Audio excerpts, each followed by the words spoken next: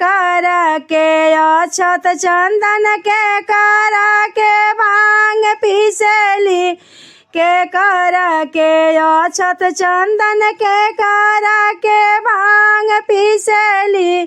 तीरा बेनी जी में खाड़ गौरा का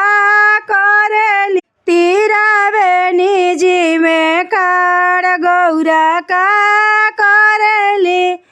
गणेश जी के अक्षत चंदन शिव जी के भांग पीसली गणेश जी के अक्षत चंदन शिव जी के भांग पीसली तारा तीरा बेनी भी खाड़ गौरा का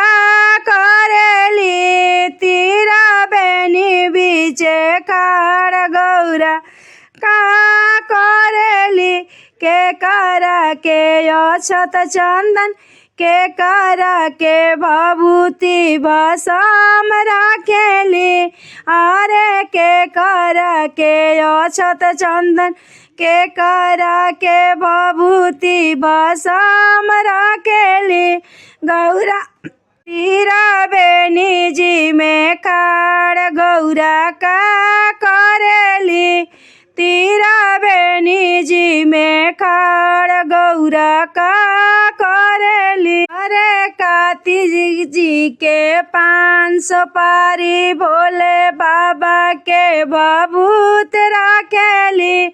अरे कार्तिक जी के 500 पारी भोला जी के भभूत राखेली तीरा बेनी जी में खा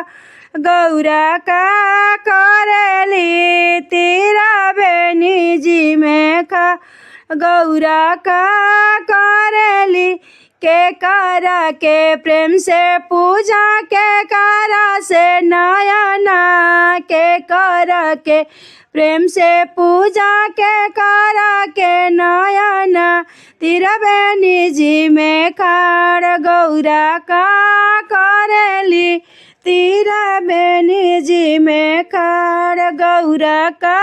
करेली प्यार से गणेश पूजा प्रेम से भोले प्यार से गणेश के पूजा प्रेम से भोला तीरा बेनी जी में खाड़ गौरा का